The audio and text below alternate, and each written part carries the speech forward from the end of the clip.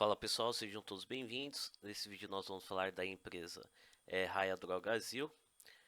Vamos fazer análise fundamentalista utilizando o ano de 2020. Na verdade, nós vamos utilizar como base de estudo o ano de 2011 a 2020. O quarto trimestre ainda não foi apurado. Eu fiz uma projeção, tirei uma média dos 3 primeiros trimestres de 2020 e entre aspas, eu fiz uma projeção de como vai ser o ano de 2020.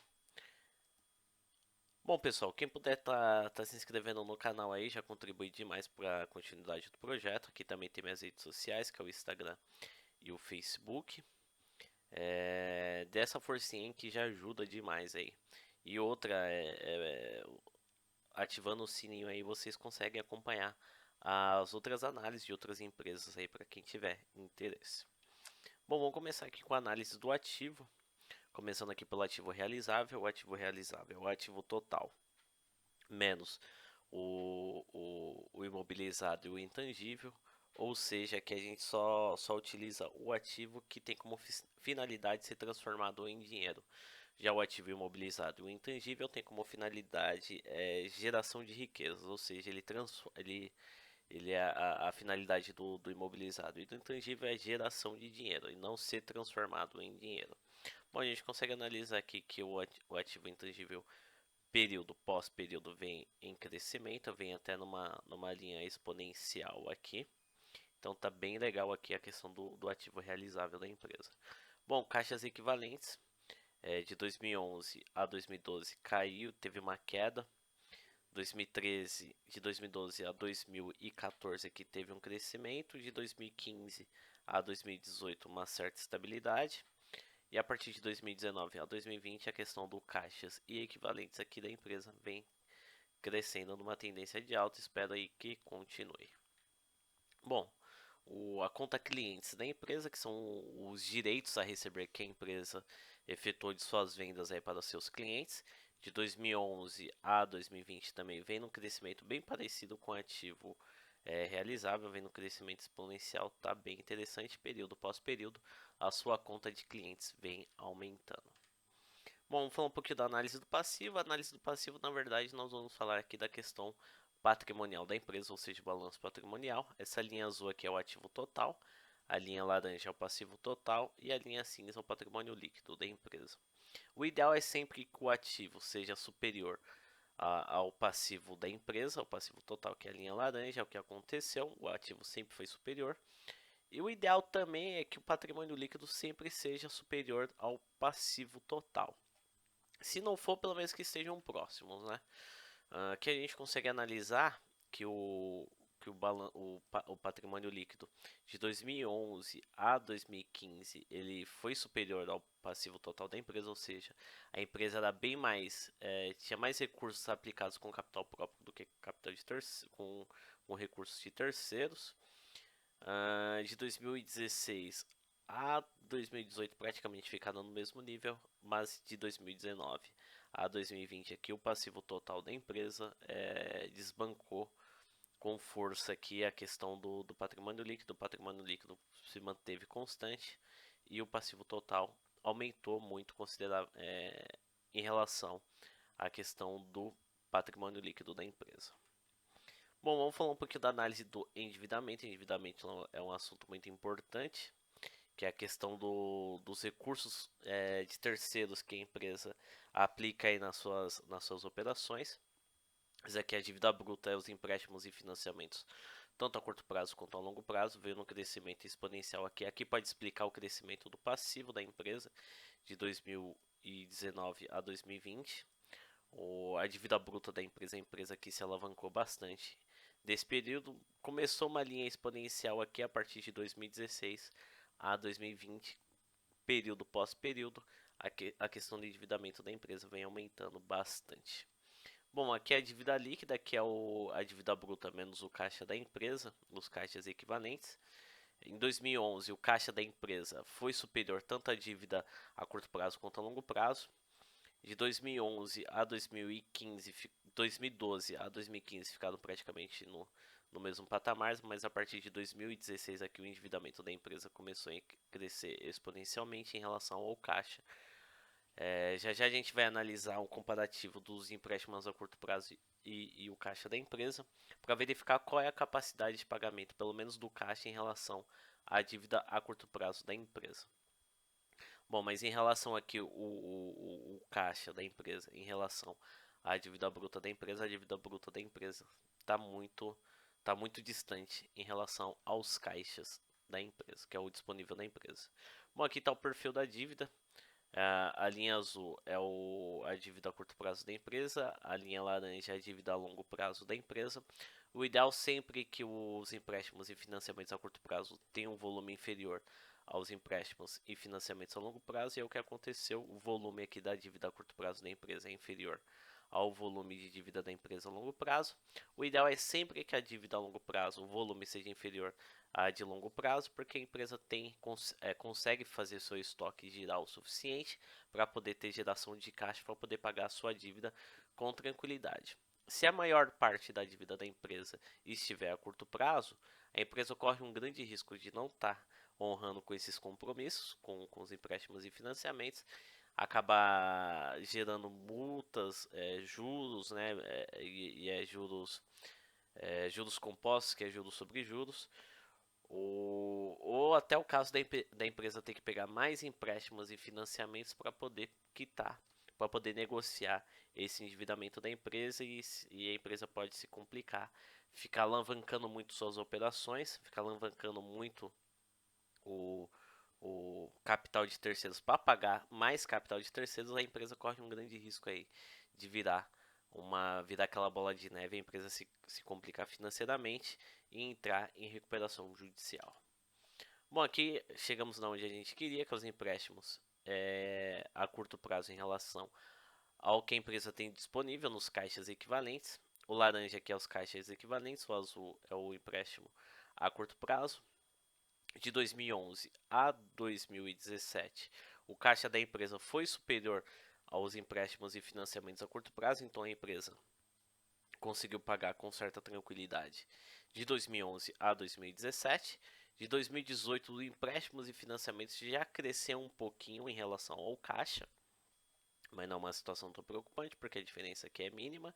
O caixa que voltou a ficar superior da questão dos empréstimos e financiamentos em 2019, mas em 2020 aqui projetado os empréstimos e financiamentos em relação ao caixa da empresa, os empréstimos e financiamentos começaram a subir um pouquinho mais em relação ao caixa equivalente, mas o caixa equivalente também está crescendo, está uma diferença mínima, não está uma diferença é, que possa preocupar, é uma diferença mínima aí. Mas aqui 2011 aqui foi o melhor período da empresa, da diferença do caixa, equivalentes e os empréstimos e financiamentos. Bom, aqui a gente tem a análise do retorno da dívida. Aqui a gente tem os juros que a empresa pagou dos empréstimos e financiamentos dela, que é a linha azul. E a linha laranja é a participação da dívida sobre o lucro líquido da empresa. Ou seja, qual foi a participação, a contribuição dos empréstimos e financiamentos da empresa em relação ao crescimento do lucro líquido da empresa. Que a gente consegue analisar que as dívidas da empresa aumentaram de 2011, principalmente de 2016 a 2019, vendo o crescimento exponencial aqui, mas a sua participação pode ver que aumentou principalmente de 2016 a 2020, 2019 aqui caiu um pouquinho a questão do lucro líquido da empresa. Aumentou a dívida da empresa, mas ela ajudou muito na questão do aumento do lucro da empresa. E outra, com que ela conseguiu, a rentabilidade que ela conseguiu de lucro com a aplicação de alavancagem nas suas operações, foi bem superior em relação ao que ela pagava de juros. Então, o que foi investido de empréstimos e financiamentos nas suas operações foi bem mais rentável do que com que ela pagou de empréstimos e de juros, né, do financiamento. Então ela conseguiu pagar com tranquilidade, então é um empréstimo saudável para a empresa, porque a empresa com suas operações aí ela está conseguindo quitar. Ela está conseguindo rentabilizar esses empréstimos e financiamentos com as suas operações, lucrando. O seu lucro vem aumentando sua dívida vem aumentando, mas seu lucro vem aumentando proporcionalmente, e os seus empréstimos e financiamentos são bem inferiores em relação à sua rentabilidade de aplicação dos empréstimos e financiamentos sobre o lucro líquido. Bom, vamos falar um pouquinho aqui do demonstrativo do resultado do exercício. Começando aqui com a receita líquida total de vendas, aqui é o total de vendas da empresa. É o lucro bruto menos os descontos concedidos, devoluções e os impostos que vão sobre venda. A gente consegue analisar que período após período aqui a quantidade de vendas da empresa vem crescendo consideravelmente. Então tá bem excelente, que não quer dizer que a empresa, a cada período que passa, ela está ganhando mais parcela de mercado, aí as suas vendas vêm aumentando consideravelmente. Bom, a gente tem o custo dos bens vendidos, aqui são os custos que são empregados para que a empresa possa exercer seu principal ramo de atividade. Quando a empresa vende menos, ela gasta menos, quando a empresa vende mais, ela gasta mais. Pode ver que vem acompanhando a linha do crescimento de vendas, conforme a empresa vai vendendo mais, os seus custos de bens vendidos vem aumentando mais, porque a empresa precisa comprar mais coisas para poder revender, que no caso é o comércio dela, né? Ela tem um ramo de comércio. Então, quanto mais ela vende, mais ela precisa comprar mais mercadoria para revenda. Bom, a gente tem o lucro bruto. O lucro bruto, logicamente, também acompanhou que é a receita líquida menos os custos dos bens vendidos. Então, acompanhou a linha que a empresa sempre lucrou de 2011 a 2020. Bom, aqui tem as receitas e despesas gerais administrativas. Esse aqui é o crescimento das despesas da empresa. As despesas da empresa de 2011 a 2020, essas despesas aqui não envolvem o principal ramo de atividade da empresa, envolve mais a questão organizacional. Aqui a gente pode dizer que são os gastos com o pessoal do administrativo, despesas com contador, questão de arquivo, manutenção predial, produtos de limpeza, ou seja, está mais envolvido para a questão da manutenção da empresa. A empresa vem crescendo, vem ganhando mais participação de mercado, ela precisa também investir na questão não só do seu principal ramo de atividade, mas a questão organizacional para manter a empresa bem organizada, para ela poder crescer com tranquilidade, crescer com saúde. Bom, a gente tem aqui a questão do EBITDA, esse daqui é o lucro ou prejuízo que a empresa obtém só com suas operações antes da inserção de terceiros, que é o empréstimos e financiamentos, financiamentos não, juros e despesas, receitas e despesas financeiras e os impostos que é o imposto de renda e contribuição social. Aqui é o que a empresa considerado um dos resultados mais importantes do demonstrativo do resultado do exercício, porque a gente consegue apurar se a empresa só com suas operações ela consegue ter lucro ou prejuízo. E é o que sempre ocorreu de 2011 a 2020. A empresa sempre teve lucros, os crescimentos vem crescendo período após período. Tá tendo algumas variações aí. 2020 caiu muito em relação a 2019, mas lembrando que 2020 a gente está passando pela crise aí do coronavírus, pela crise do coronavírus, que é a questão da pandemia que fechou muitos comércios. Muitas pessoas começaram a perder seus empregos, diminuiu o consumo, então acabou impactando aí nos demonstrativos financeiros de muitas empresas. Bom, aqui tem o resultado financeiro, é o que a empresa vende, o que a empresa ganha ou perde no mercado financeiro. Aqui tem variação cambial, juros que ela paga de empréstimos e financiamentos. E o que ela ganha e perde no mercado financeiro de compra de outras ações, né, que tem no nome dela. Bom, 2011 a 2012 a empresa chegou a ganhar